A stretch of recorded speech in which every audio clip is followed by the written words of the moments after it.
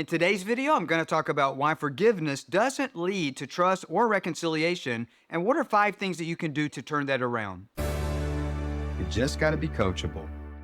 Before we do that, please do me a favor. Right now, less than 7% of our viewers are actually subscribed to the channel. Help me serve the YouTube community of other men who are trying to restore their relationship or restore their family. Train the algorithm that this content is something that's beneficial to people that are facing an unwanted divorce or separation by pressing the like button, subscribe to the channel, but most importantly, also press that bell button so that you're notified as I release new content in real time. Hello men, my name is Griffin, and I help men who are facing unwanted divorce or separation forever attract the love of their life back, their wife, their long-term relationship partner, the mother of their children, back into the relationship the right way and with speed, because more often than not, there is a need for speed by the time the algorithm serves up my video to men that are facing an unwanted divorce or separation forever. But getting back to forgiveness, what is normal forgiveness? Normal forgiveness is for your wife to say, hey, I don't want the relationship anymore. I want to exit. I want a divorce. And now all of a sudden you're showing up and you're starting to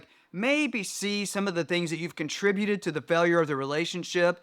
You start feeling guilty. You see what a narcissistic pig you were. Maybe you're a cheater. Maybe you were a liar. Maybe you didn't show up to support her financially, emotionally, all these other things. Maybe you were verbally abusive. Maybe there was even a little bit of roughhousing where there might have been a little bit of physical abuse if you came from that environment as a child. Maybe there's emotional trauma that she's dealing with or that you're dealing with.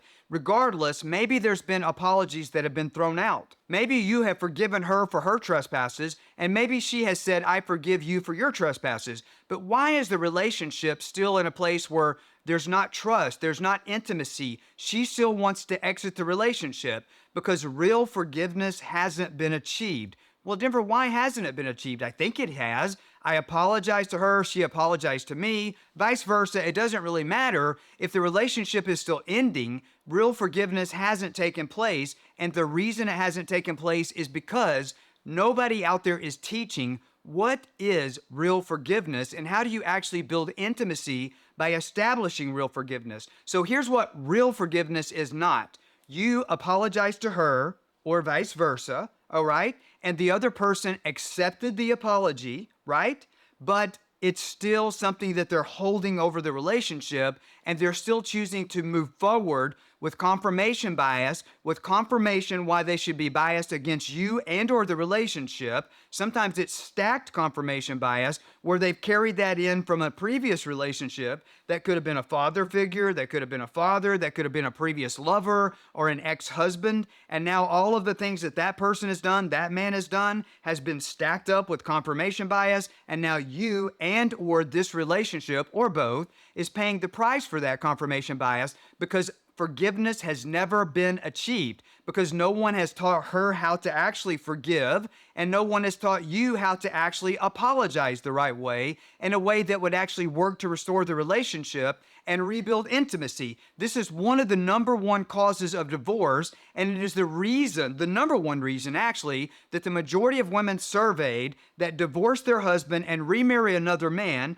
up to 74% of those women 2 years into the new relationship say they made a mistake, that they wish they were with their ex-husband. 91% of those women say, hey, I made a mistake. Up to 74% of those women say that not only did I make a mistake, I should have stayed with that ex. And the reason for that is nobody understands how do you actually use forgiveness the way that forgiveness is meant to be used as a tool to rekindle the relationship, to rebuild intimacy. You've done it the wrong way. There's a lot of programs out there that actually teach students of their programs, hey, one of the things that's a tool we use to restore your marriage is we want you to write this apology letter to your wife. And guess what? The idea or the concept, I get it. I totally get it.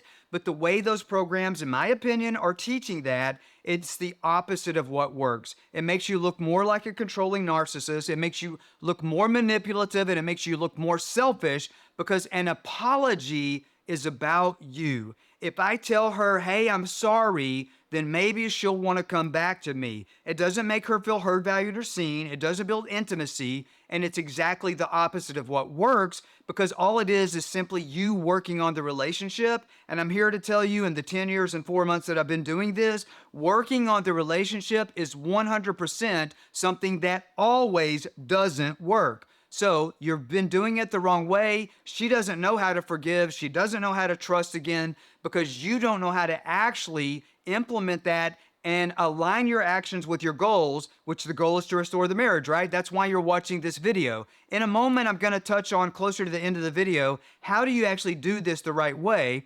But if you're one of those men that's actually writing those letters and apologizing and telling her I'm sorry and so forth, just stop doing it, because the way that you're doing it, it doesn't work. Denver, how do you know it doesn't work? You're not me. Yes, I am you, because I was actually in a failed marriage of 23 years, and I was in another failed marriage that almost ended in divorce as well, but I figured out what to do to fully reattract that spouse back, even though she had zero interest in coming back to me. She was 2,000 miles away from me, but I figured out how to do all of this psychologically in a way that builds intimacy in the heart to restore that marriage before it ended like the first one. So yes, I do know what I'm talking about, and I actually do know where you're at in your shoes. If you're watching this video, I was exactly where you most likely are, and I navigated the waters to go where the majority of you want to go. So yes, I understand exactly where you're coming from, and I also understand that that doesn't work, because in my first long-term relationship of 20-something years, I did that. It made zero sense to restore the relationship, which ultimately led to a marriage that ended in divorce. So item number 2 is confirmation bias, because it's directly tied to unforgiveness. Your wife has said, I forgive you. Your long-term relationship, your fiance, the mother of your children, she has said, I forgive you. Or maybe she said, I can never forgive you. It doesn't really matter. Even if she said the words, I forgive you, the point is, if she's still choosing to exit the relationship, if your marriage or your relationship is not coming back together, I promise you it's going further apart. You are leading towards separation. You are heading for divorce if you're watching this video, most likely.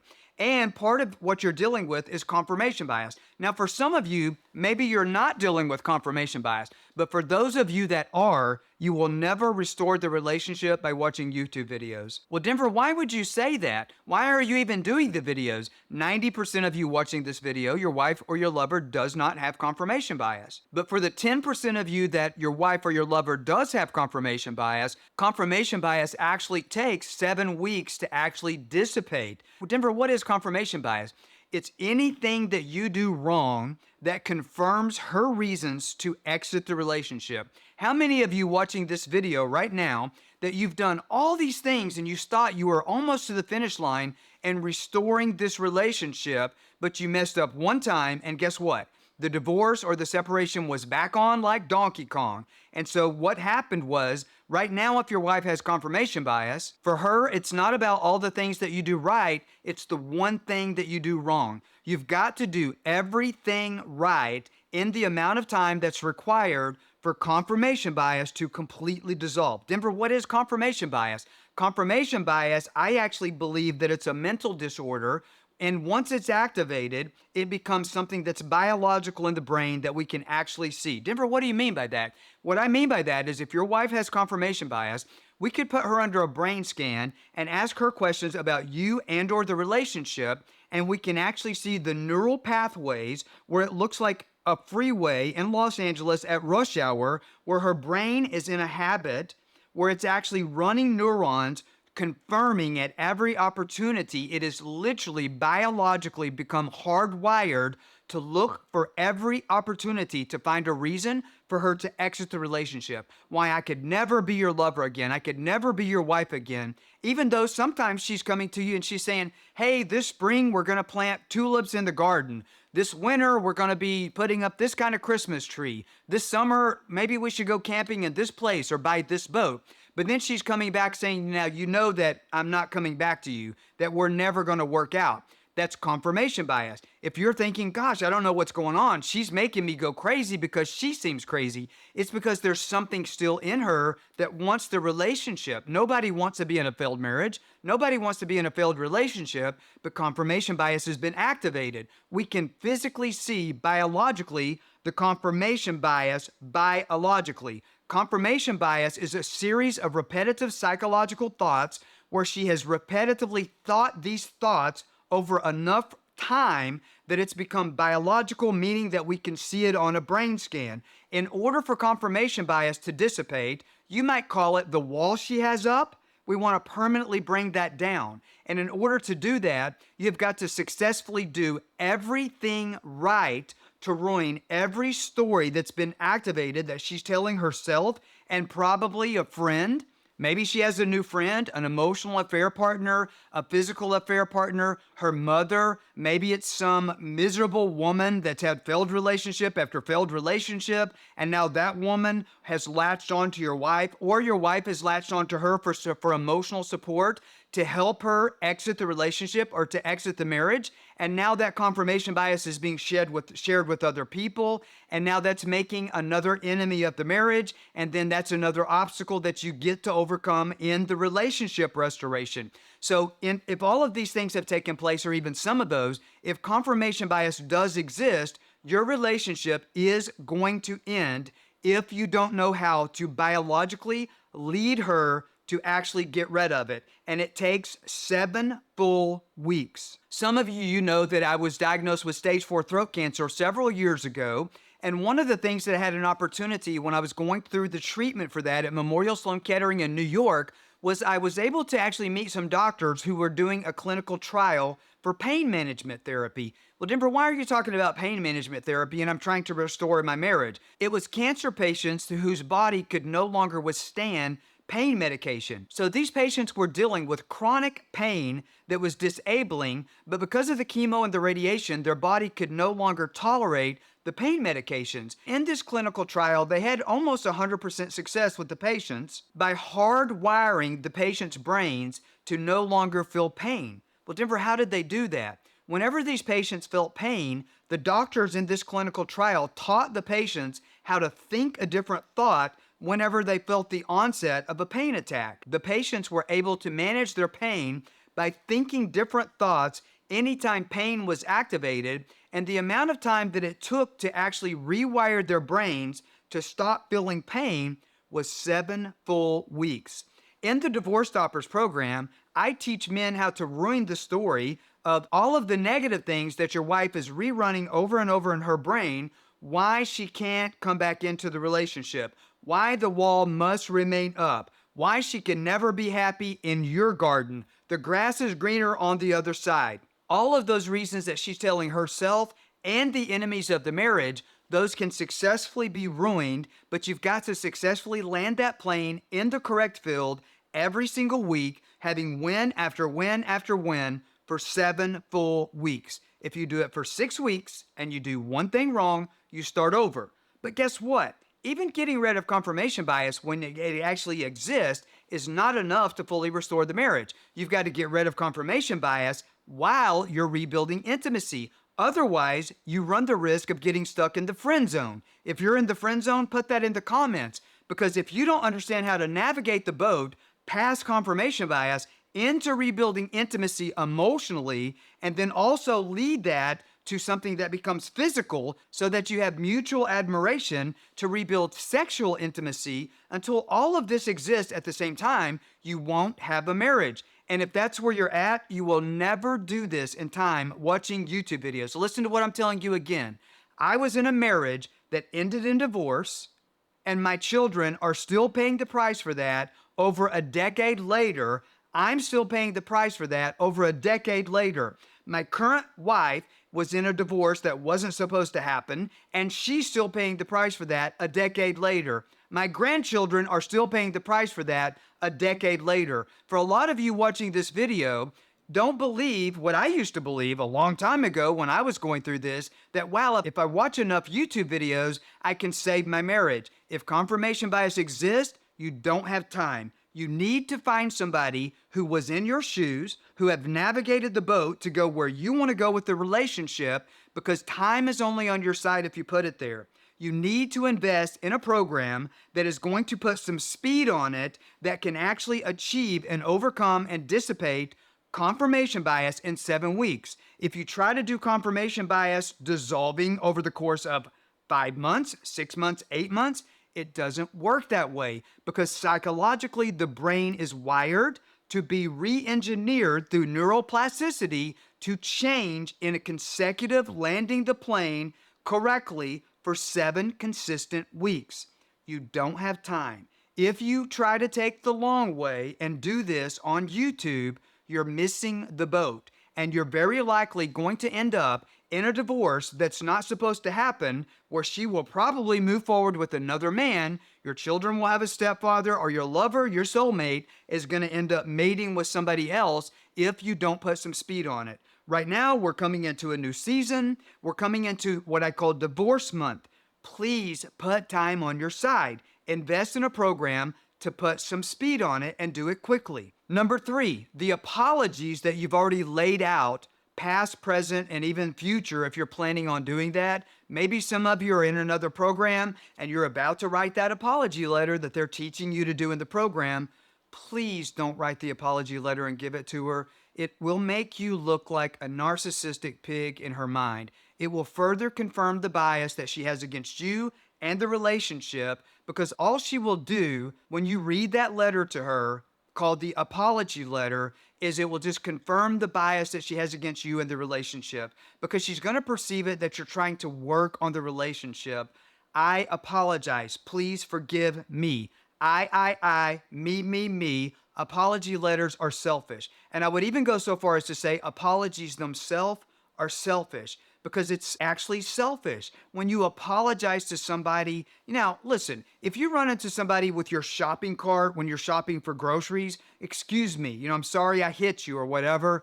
Okay, that makes sense. But when it's in a long-term relationship with your lover, it's selfish. It doesn't build intimacy. It just confirms the bias against the relationship. If you're in some kind of program that's teaching you to do that, please just leave the program and book a call with my team and let us turn it around and start doing what works over the course of 7 weeks and fully restore the relationship in the timetable that we set in the Divorce Stoppers program. Think about an apology in itself. I. Me. Please forgive me because I did this. It doesn't make her feel heard, valued, or seen. It's not about her, it's about you. Throw the letter in the trash if you've written it. Book a call with us and let's do it the right way before the relationship ends forever. Which that leads me to number 4.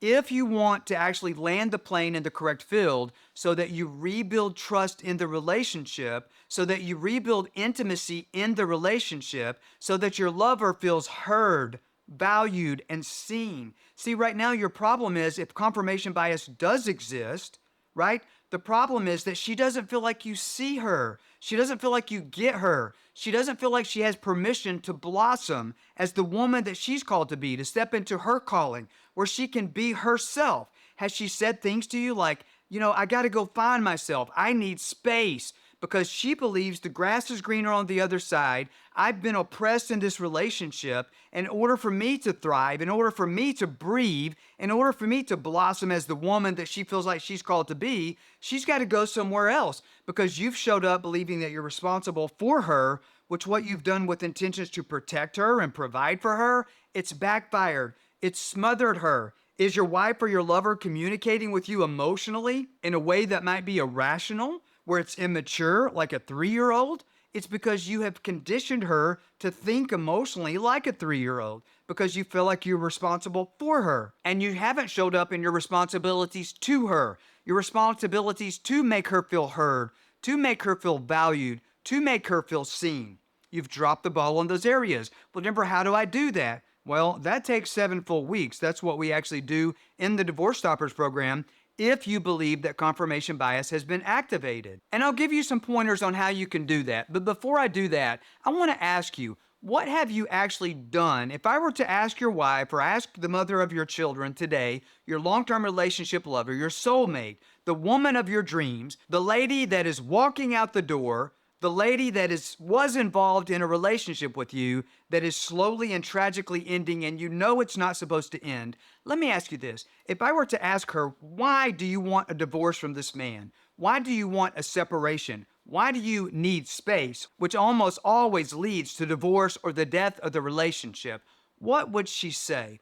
What have you done that's contributed to her not trusting you? What have you done that's caused her to exit the relationship? Put that in the comments. And the reason that I want you to put that in the comments is it'll give me some new content ideas. I'll actually look at the comments and I'll try to do some of my upcoming videos about what you're going to put in the comments and how to navigate that and rebuild intimacy by making her feel heard, valued, and seen, by helping you understand how you made her feel, where it's not about you apologizing, but it's about you addressing that in a way that actually works to restore the relationship, to build intimacy, to maybe turn the train around that's heading for divorce or relationship game over. Put that in the comments right now. What have you done? Have you had an affair? Did you lie? Did you maybe don't show up? You didn't spend enough time with her. Maybe you didn't contribute financially. Maybe you weren't there for her emotionally. Maybe you weren't there for her sexually. Maybe you were just a narcissist. Maybe you were hateful to her. Maybe you screamed.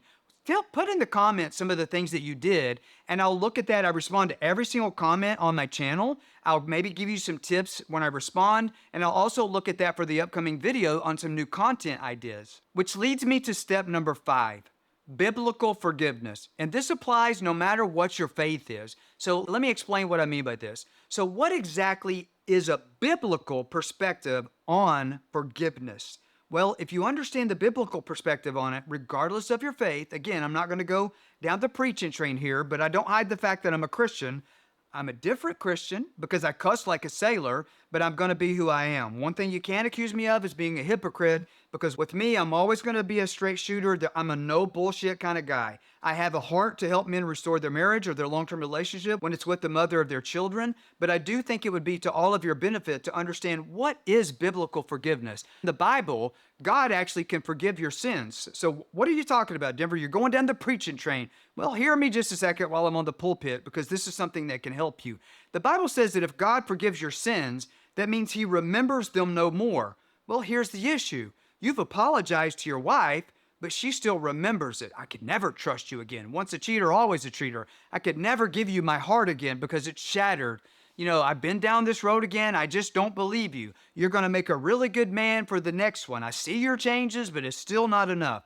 How do you actually implement biblical forgiveness? Well, here's the reason I love it from a biblical perspective, because doing it the right way, that builds intimacy. Into me see, which means it makes her feel like you see into her. And for a lot of you, until I understood this, I had never actually seen into my wife. I can honestly tell you that in my first marriage, I was actually married to a pretty good wife, a pretty good woman. But I probably never made her feel like I actually saw her or heard her, because nobody taught me how to do that. And then I go into a new marriage and I thought I had it all figured out. I studied marriage and I studied divorce because I never wanted to make another woman feel that way, or I never wanted to feel that way myself again. And I didn't want my children to be put through that again. So I studied this and I thought I really understood it. But fast forward into a new marriage a couple of years, I started to realize that as that relationship had similar things where it was starting to lead to a separation as well, I started realizing I actually never actually saw my wife, because I would hear things like, I feel like you don't get me. I feel like you don't see me. You're not hearing me. You're not listening to what I'm telling you. And to be honest with you, I didn't see or hear my wife. And I'm like, holy shit, I'm making the same mistakes again. This is going to fuck up my kids again. I'm going to hurt another woman.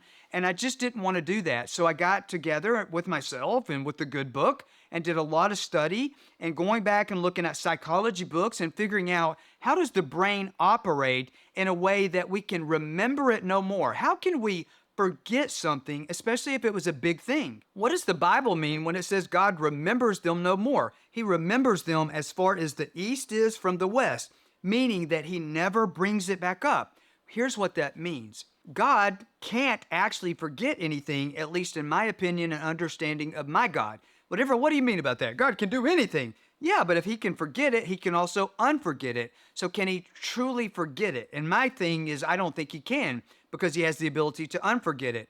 But Denver, why are you preaching? Because I'm making it about your lover. Listen to me. In order for the relationship to be restored, she has got to forget it. She has got to remember it no more in judgment against you or the relationship. And the way that you do that is you build intimacy in the way you express your regrets, your actions. Here's how you do that. You go to her and say, when I cheated on you, when I was a narcissist, when I didn't spend enough time with you, I didn't value you, I was selfish in bed, I didn't listen to you, I wasn't a father like I should have been, I didn't provide emotionally or financially. All of the things where you feel like a piece of shit, instead of apologizing to her, position it to help her remember it no more in judgment against you and or the relationship.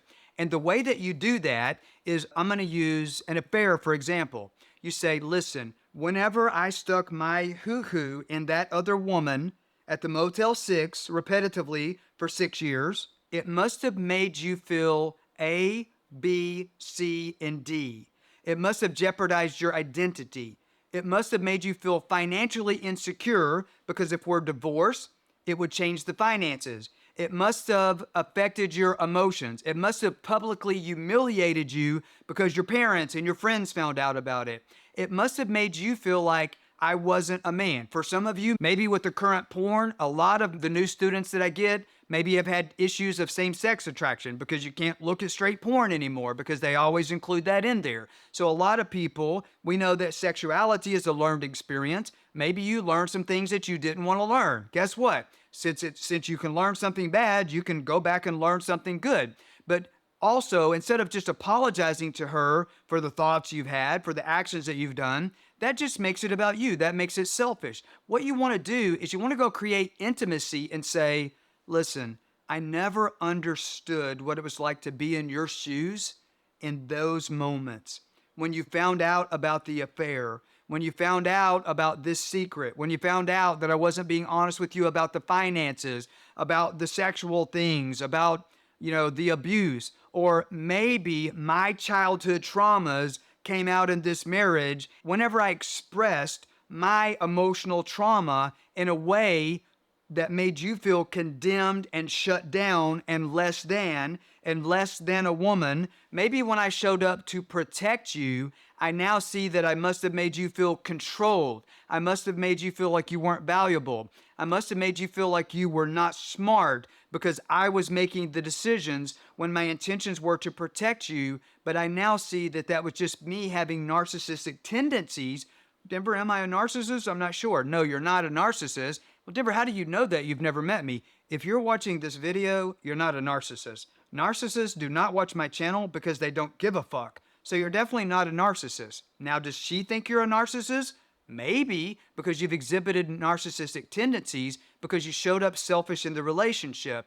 Apologizing for showing up selfish in the relationship in itself is a selfish action. What we would like to do instead is go back and say, when I did this, it must have made you feel this, this, and this. Put yourself in her shoes. See into her. That builds into me see, and that makes her feel heard, valued, and seen. This is how you take what's intended for your harm, meaning your foolish trespasses in the relationship where you didn't show up, or you've hurt her, or you've did things that you shouldn't have that have contributed to scarring her heart and the downfall of the relationship. All of those things that were intended for your harm, that were intended to destroy the relationship forever. By the way, I understand you didn't intend for it to do those things, but I'm talking about the evil forces of the world, where you were tempted to do those evil things, not show up and support her in the ways, or maybe trespass or violate your covenant that you made with her. The carrot of evil that you bit from, and now you feel condemned and you've apologized, which is selfish, but it didn't build intimacy. All of the things that were done wrong that contributed to the downfall of the relationship, if you can put yourself in her shoes to make her feel like for the first time ever, maybe for the first time in her entire life, you could be the first person that's ever made her feel like they see her. I see when I hurt you through this betrayal, how it made you feel.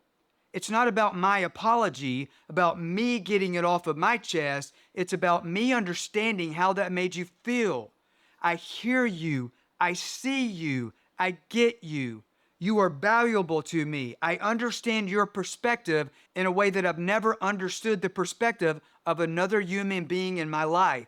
if you can take the relationship to that place, all of that shit that's harmed the relationship can be used to build intimacy in the relationship and restore it. And guess what? It will help her remember it no more in judgment against you and or the relationship, because you're finally in a position to make her feel heard, valued, and seen. That's biblical forgiveness. Now, if you're in a place where you 100% know that confirmation bias does exist, even this most likely is not going to be enough to restore the relationship because you don't have time. If you're in a position where you're facing an unwanted divorce or separation forever and you know confirmation bias has been activated, you have a need for speed. Take my word for it. I did not understand this over a decade ago, and a relationship that was not supposed to end in divorce did. My wife was in a relationship that was not supposed to end in a divorce, but it did. If that's you, you need to register for a seat for my free masterclass. The website to register for my marriage U-turn free masterclass is denvergriffin.com.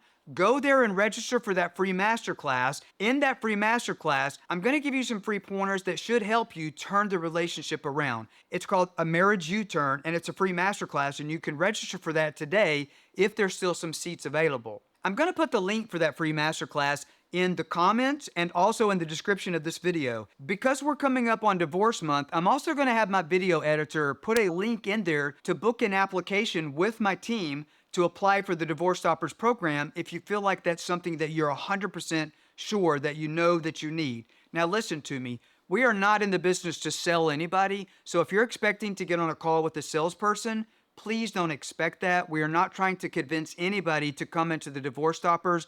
We literally have more people applying for the program than we have seats. Please watch enough of my YouTube videos and maybe even register for a seat to do the free Marriage U-Turn Masterclass to determine if you actually need the program DivorceStoppers. Do not apply for the DivorceStoppers program. Do not fill out an application for that unless you 100% have already sold yourself by watching my content that you know that you need that, because we are not going to try to convince you that on a phone call. And if you're not already convinced, please do not book a call with us. If you know that you need to book a call with us, the calendar link to book a call with us is in the description and also in the comments. If you're not really sure that you need help, I want you to watch the next video that my video editor is going to put up here in just a moment. It's called Marriage Separation Advice, Reconcile Your Marriage or Your Long-Term Relationship. I want you to listen to one of my students in the DivorceStoppers program. His name is Corey. Watch that video and see his story, and you can kind of figure out where he was when he started the program, and then where the program took he and his family, and it turned into a beautiful transformation where today he's back with his soulmate. And if you haven't already done so, do me a favor right now. Please hit the subscribe button so you don't miss upcoming videos. But more importantly, please press the little bell icon so that the algorithm is trained to go reach other men who are in the shoes that you're in. I call it the law of reciprocity. For some of you, you call it karma. Press the bell icon so that this content is pushed to other men that need it. If you know that you need to register for the free Marriage U-Turn Masterclass, it's denvergriffin.com. Hurry while there's still seats available.